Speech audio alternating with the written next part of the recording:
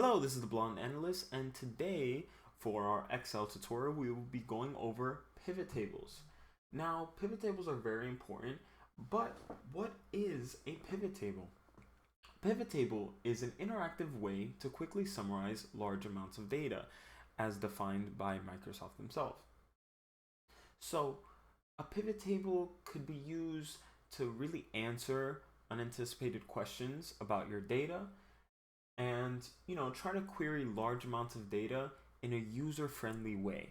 So if a client or your boss sees all this data and sees all these percent signs and numbers and names and hashtags and drop down menus, they may be a little confused, and they're just trying to find out maybe how many units were sold in a specific region. Look how many thousands of rows there are. They can't just hand pick that out and count them. So we try to make a smaller table in order to really work with this data set. So it's pretty easy. All we do is go up here and go to the Insert tab. Now, in this Insert drop-down menu, we could have either a pivot table or a recommended pivot table. Now, with the recommended pivot table, it will just give us some recommendations for maybe something that they may want. So let's say they want the average of discount percent by country, or by region, or the sum of actual price, average discount percent, and so forth. And it just goes on and on, but we could also start a blank pivot table. And now before we actually start working with this, let's just see what is going on here. So on the left side, we have this blank table thing that we don't really know what it is. On the right side, we have our pivot table fields, and we could choose which fields that we're able to add to our report.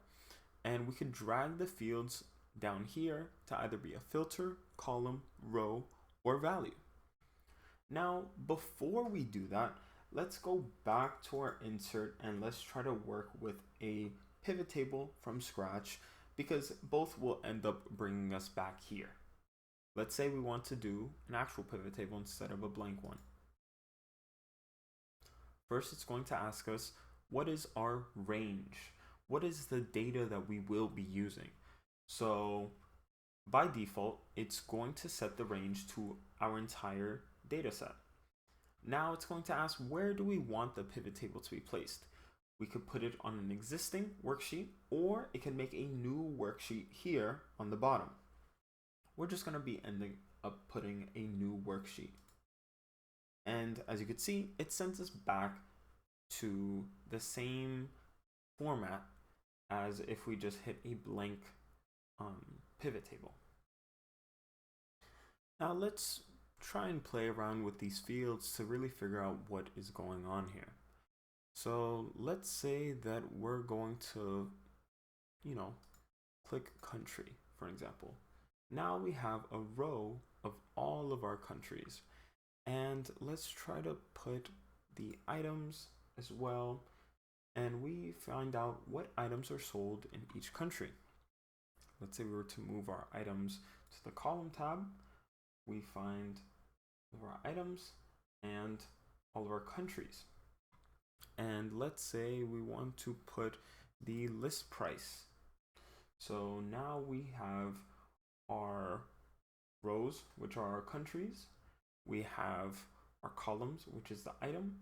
And then we have the sum of the list price per country, per column. And let's say we want to filter the discounts. Now, as we could see here on the top, we could filter out what discount we have. So let's say there was no discount.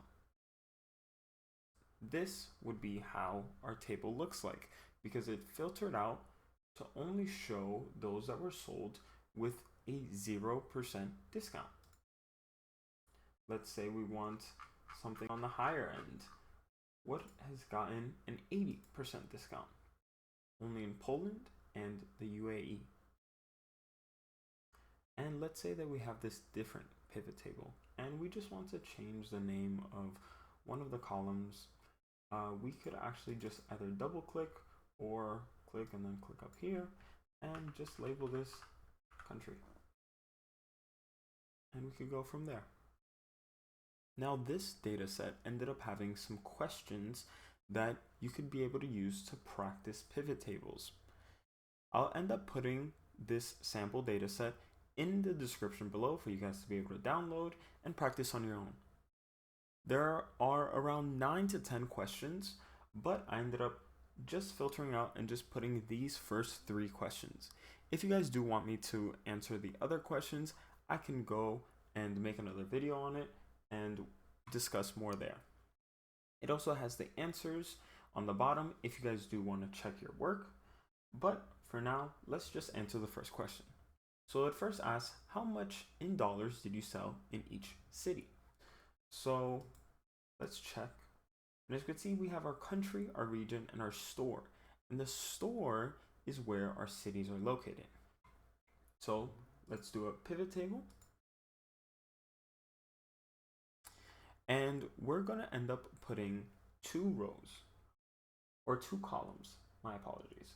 So one is going to be for the cities and one is going to be for the sum of the actual price. So let's drag our store to our rows and we need the actual price and we're going to put that in our values. And as we can see, we have the sum of the actual price, and let's change this to let's just put city. And that answers question number 1.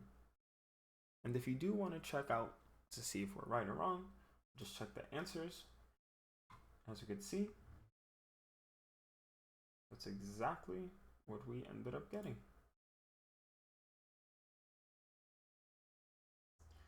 Now for question 2, it says, per each home appliance item, how many items were sold by your company? Now this may be worded a little odd, but we're just going to end up making another pivot table, obviously. And in this pivot table, we're going to have 2 columns. One is going to be the row for our specific items, and on the other is going to be the count of items. So this is just going to be how many of each item there are. So let's drag the item into the rows, and then we need a count of the item. So how many of each item? So we will end up also dragging the item into our values. And as you can see, we have our items here and how many of each. Let's just change this to number of items and item. And if we check our answers, we'll scroll down, and this is exactly what we ended up getting. For our final question, it asks, now create a table which shows a breakdown of total revenue from each of items sold and the region each item was sold. Now this is a lot of stuff, but it's basically asking for how many of each item was sold per region. So let's go to our data set. Let's make a pivot table. And we're going to be working with 2 things, our item and our region. So let's have our item in our rows. We're also going to have the count of the item, but we need to separate this by region. So let's put our region in our columns. As you can see here, we have the items separated by each region and how many were sold in each region. And if we were to check our answers, this is exactly what we end up getting. Now, if you guys want me to work on any other questions that are on this Excel sheet, now if you guys want me to answer the rest of the questions from the link down below, because I only ended up answering 3 out of like the 10, I believe, then I could go and make another video on it, and we could answer and go over all of the process of it all.